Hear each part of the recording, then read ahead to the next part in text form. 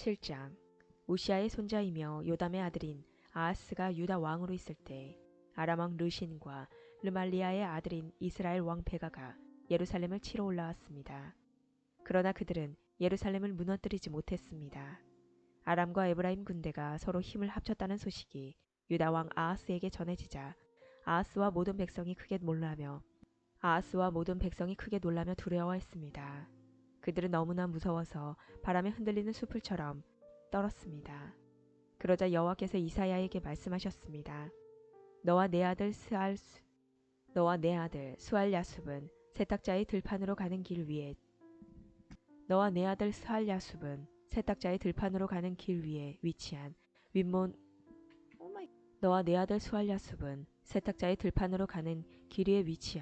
윗못으로 흐르는 물길 끝으로 가서 아하스를 만나라. 그리고 그를 만나 조심하고 침착하게 행동하라고 일러주어라. 두려워 마라. 타담한 연기 나는 부지깽이와 같은 르신과 르말라야의 아들 베가 때문에 겁먹지 마라. 고 일러주어라. 그들이 화를 낸다 해서 두려워할 필요는 없다. 아람과 에브라임과 르말리아의 아들이 모여서 악한 음모를 꾸몄습니다. 그들이 유다를 공격하며 말하기를 우리가 유다로 올라가서 그것을 정복하자. 그리고 그 땅을 갈라서 우리끼리 나누어 가지고 그 나라에는 다브엘의 아들을 새 왕으로 세우자고 합니다. 하지만 주 여호와께서는 이처럼 말씀하십니다. 그들의 계획은 성공하지 못한다. 그들 뜻대로는 되지 않는다. 아람의 가장 강하다고 하는 도시가 수도 다마스커스인데 그곳을 다스리는 왕은 연약한 르신 왕이기 때문이다. 에브라임은 65년 안에 망하여 다시는 나라를 이루지 못할 것이다. 이스라엘의 중심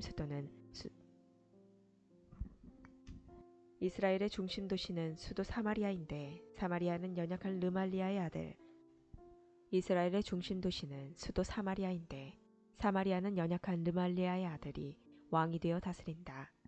너희의 믿음이 굳세지 못하면 너희는 결코 바로 서지 못한다. 여호와께서 또 아하스에게 말씀하셨습니다. 내 하나님 여호와께 이 모든 일이 일어날 표적을 구하여라. 저 깊은 죽음의 세계에서 저 높은 하늘에 이르기까지 무엇이든 구하여라. 아하스가 대답했습니다. 나는 표적을 구하지 않겠습니다. 여호와를 시험하지 않겠습니다. 이사야가 말했습니다. 다윗의 자손 아하스여, 잘 들으십시오. 왕은 백성의 참을성을 시험하는 것으로도 부족해서 이제는 하나님의 인내심까지 시험하십니까?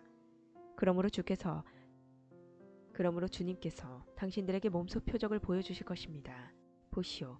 처녀가 잉태하여 아들을 낳을 것이며 그 이름을 하나님께서 우리와 함께 계신다는 뜻인 임마누엘이라고 부를 것입니다.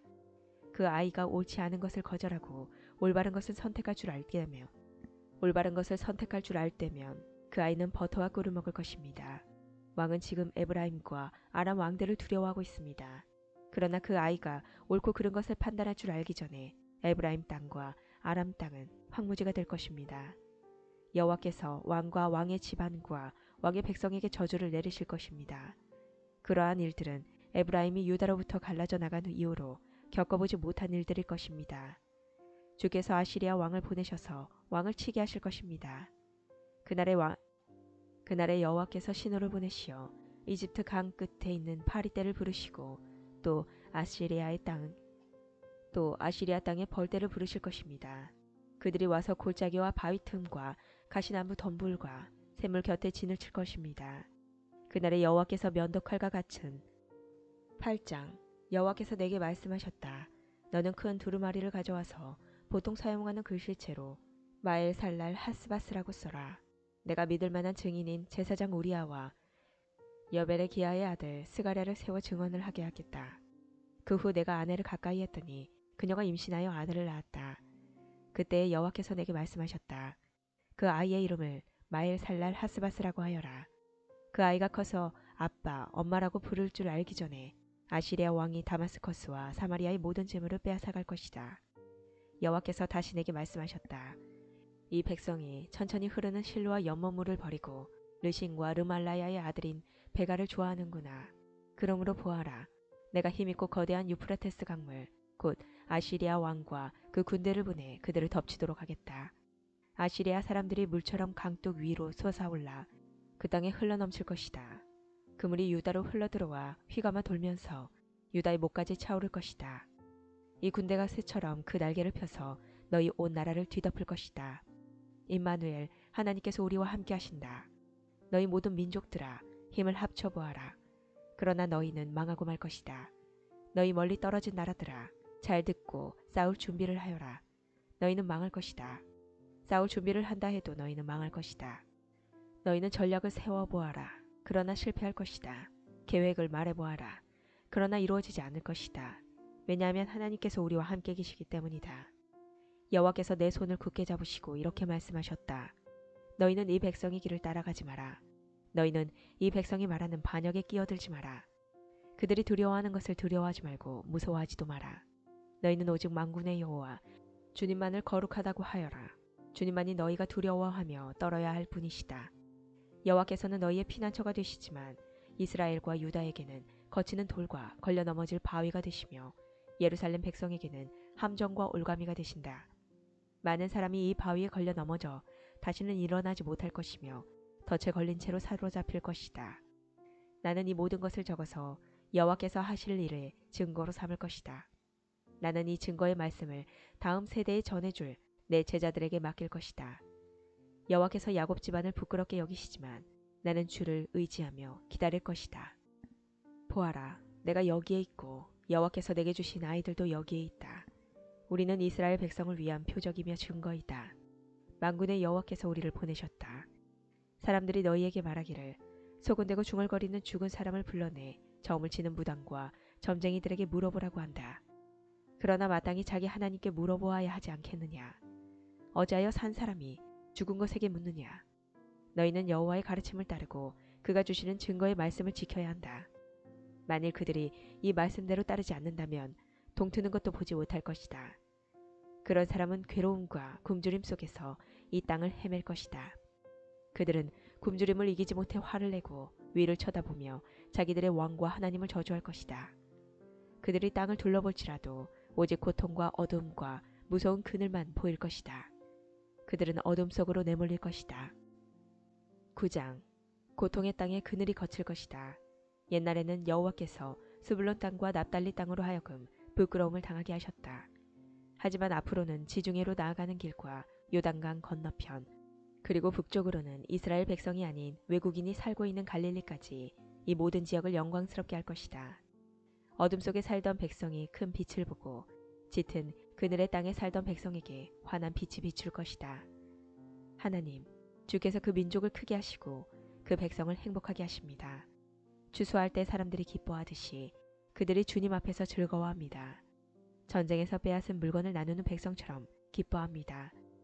주께서 미디안을 물리치시던 때처럼 그들이 진 무거운 멍에를 내려주시고 그들의 어깨를 짓누르던 무거운 막대기를 벗겨주시며 주의 백성을 치던 몽둥이를 없애주실 것이다. 군인들이 요란스러운 소리를 내며 신고 다니던 군화와 피로 얼룩진 군복이 모두 땔감이 되어 불에 사라질 것이다. 왜냐하면 우리에게 한 아기가 태어날 것이기 때문이다. 하나님께서 우리에게 아들을 주실 것이다. 그의 어깨 위에 왕권이 주어질 것이다. 그의 이름은 기묘자, 모사, 전능하신 하나님, 영원히 살아계신 하나님, 평화의 왕이시다. 그의 왕권은 점점 커지겠고 평화가 그의 나라에서 영원히 이어진다. 그가 다윗의 보좌와 다윗의 나라에서 다스릴 것이다. 그가 정의와 공평으로 이제부터 영원토록 그 나라를 견고하게 세울 것이다. 만군의 여호와께서 이 일을 이루실 것이다. 왜냐하면 주께서 자기 백성을 뜨겁게 사랑하시기 때문이다.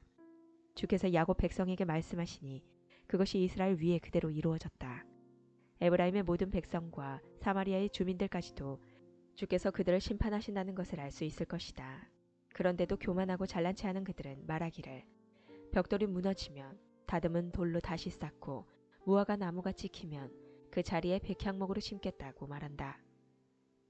이 때문에 여호와께서 그들을 치시려고 르신의 원수를 강하게 하셨고 그들을 칠 원수를 움직이셨다.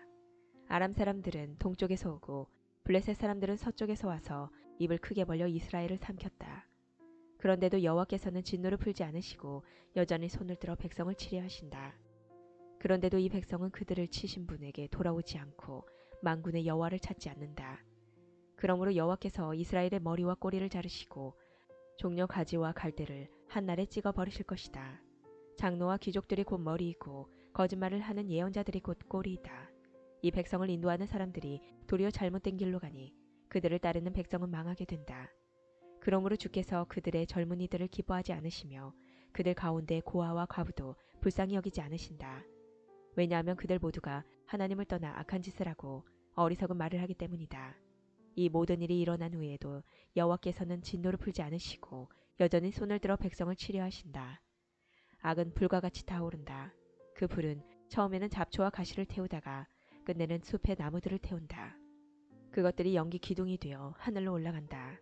만군의 여호와께서 진노하셨으니 땅이 불에 타버릴 것이다. 모든 백성은 마치 그 불에 타는 땔감과 같이 될 것이며 아무도 자기 형제를 가련하게 여기지 않을 것이다. 오른손으로 움켜쥐어도 굶주릴 것이고 왼손으로 먹어도 배부르지 않을 것이며 마침내 그들이 자기 자식까지도 잡아먹을 것이다. 므낫세는 에브라임을 공격하고 에브라임은 므낫세를 공격하며 또 그들이 힘을 합하여 유다를 칠 것이다. 이 모든 일이 일어난 후에도 여호와께서 진노를 풀지 않으시고 여전히 손을 들어 백성을 치려 하신다.